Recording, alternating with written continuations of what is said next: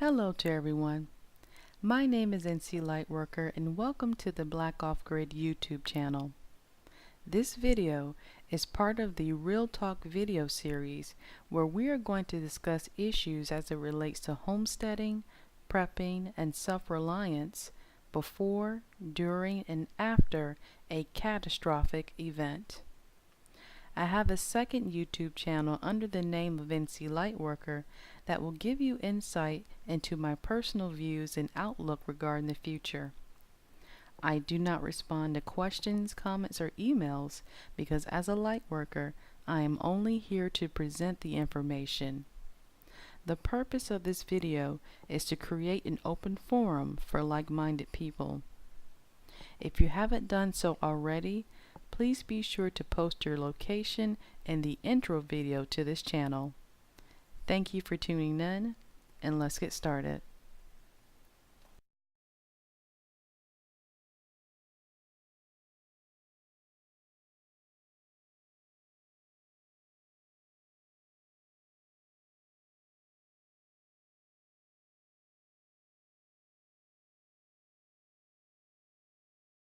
The information covered in this commentary is not something that I enjoy talking about. However, as uncomfortable as it is necessary that these topics are brought to the forefront. I am certain that seasoned homesteaders have these types of conversations in private. The reason why I made this video is that the majority of the people tuning in are new to the concept of homesteading, and it may not be apparent to them that these issues are eventually going to need to be addressed. These issues are directly tied to your survival and your ability to preserve your homestead. This commentary will be in the form of scenarios and rhetorical questions that will hopefully provide you with something to reflect on.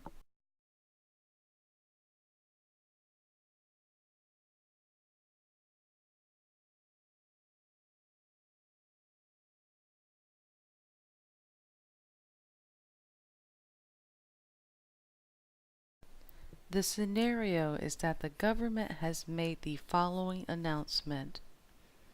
As of today, food will no longer be available in grocery stores or farmers markets. Water and electricity will no longer be provided. You and your family were able to safely escape the city and have settled into your rural off-grid homestead. You and others in your prepper community stay in constant contact via ham radio and walkie-talkies that are powered by your solar panels. Your security plan is now in full effect, but for now, you wait.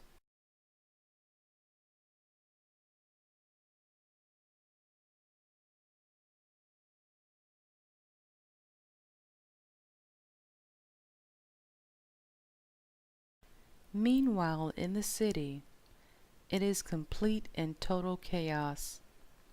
Every store has been looted. Violence has ensued for the quest for food and water. Neighbor has turned against neighbor. It's every man for himself. After day 2, you have contact with your first city dweller. Your property is fenced off and it has several signs. Desperate times calls for desperate measures. The city dweller is starving and does not heed the warning. Do you give this person food? Do you think this person is going to take no for an answer? You understand that during a crisis, people tend to develop a pack mentality.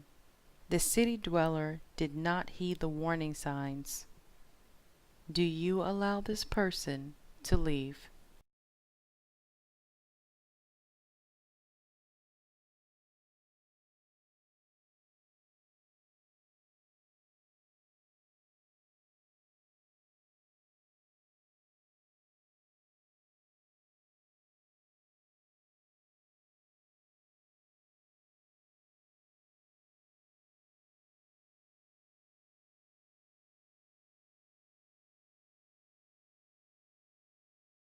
You allow the city dweller to leave. After sundown, they returned with 6 other people. You were met with resistance. However, you were able to successfully secure your family and your property. Do you and your prepper community have a plan as it relates to transport, sanitation, and disposal?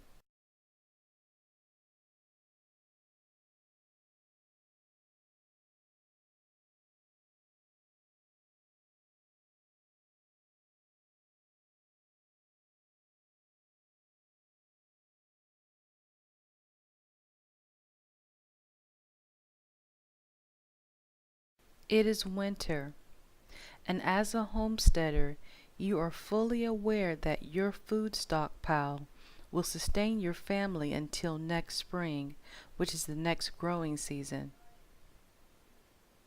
After day 5, your rural community has a high concentration of city dwellers.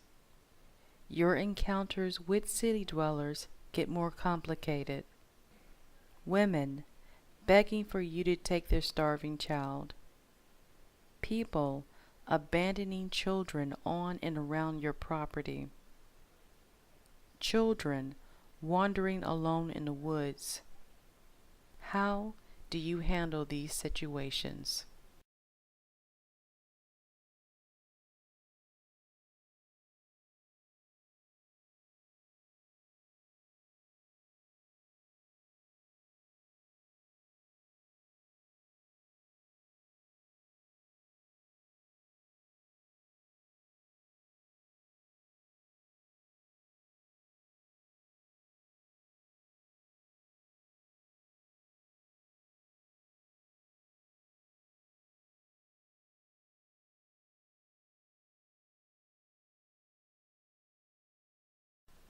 After the 3rd week, you are literally witnessing the walking dead.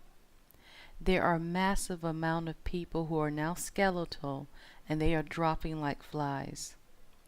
This poses a health threat to your community. Each day, members of the community search the area for the purpose of cleanup and disposal. This will be a very dangerous task since you will be greatly outnumbered.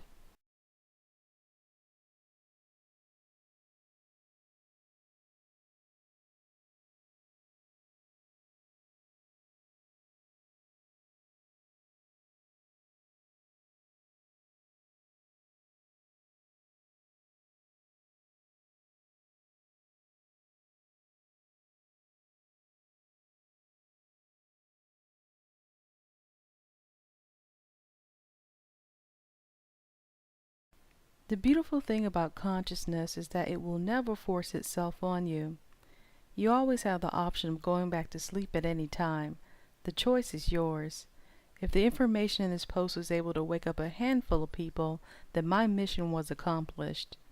It is now your responsibility to stay awake, prepare, and continue connecting those dots. Please feel free to share this post.